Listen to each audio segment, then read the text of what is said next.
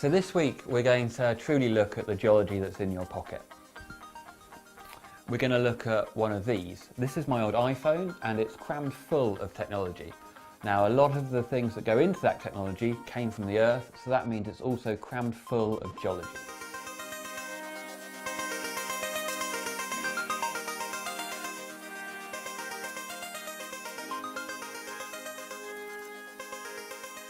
So the first thing we've got out is the screen, and like a lot of things we've seen so far in the course, the screen's just glass. Glass is made of quartz, silicon dioxide, just ordinary sand.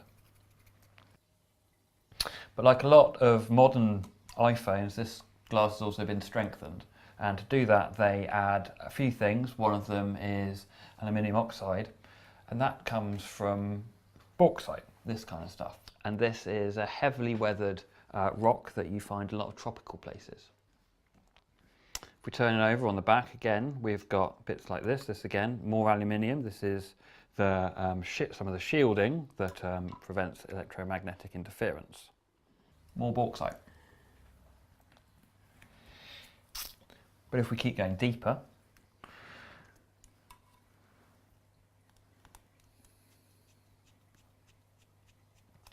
so this next bit's a little bit fiddly, but let's see if we can get off this shield.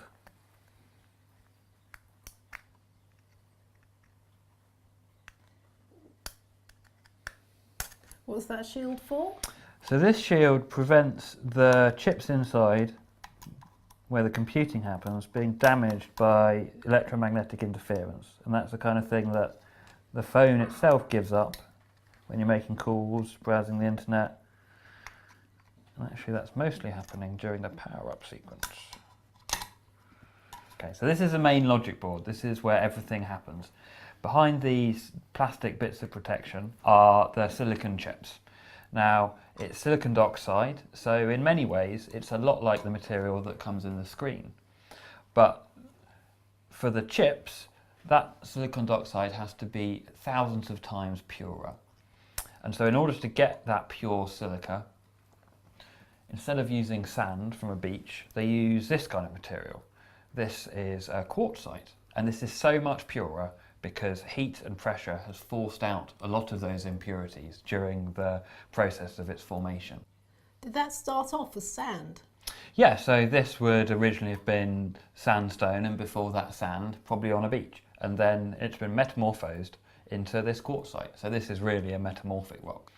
Of course, we don't actually really know where the silicon dioxide for the chips come from. It's a little bit of a trade secret, but we're pretty sure it's stuff like that. Also in the chips, safely buried underneath the plastic, are oxygen from the air, arsenic, phosphorus, gallium, and that all goes into making it a semiconductor. Holding the chips in, and a lot of these components, is solder. And that's a bimetallic material. It's usually made from a couple of metals. Traditionally, it'd be made out of tin, and tin comes from cassiterite, like this one from Cornwall in the southwest of England. And again, traditionally, solder would usually have quite a lot of lead from things like this beautiful piece of galena. But because of some of the dangers of lead, a lot of technology, including actually this iPhone, now replace the lead with other metals like silver. Yeah. So if we keep going down, the next thing we come to is the battery. And so this is packed full of lithium. And lithium is sourced from a couple of sources at the moment in the world. One of the main ones is lithium brine, and that's basically just really salty water, a bit like this. So is that seawater? This once upon a time would have been seawater in a very ancient sea, but the lithium, along with a lot of other elements, get locked into evaporites and then at various points have gone back into solution. One of the other sources for the lithium is pegmatites, like this beautiful sample here. Now pegmatites are these wonderful igneous rocks produced deep within the Earth's crust. And you can see a lot of the minerals, and these are probably stuffed full of a lot of rare earth elements. Lithium is also one of them. Now if we go even further in, you can see things like this bit here. This is the vibration unit. This is what makes your phone buzz in your pocket. and that's stuffed full of rare earth elements, which actually aren't that rare in the Earth, but also things like neodymium, which makes the magnets. And again, many of those rare earth elements and the neodymium are likely sourced from things like this pegmatite. So what holds a lot of the components together and connects them up, and things like these contacts which connect one part of the phone to the other, they're made of copper. Copper comes from rocks like this. This is a chalcopyrite, and you can see some of the beautiful minerals gleaming on this one. There's also in those contacts and in some of the wiring other things like gold, silver as well.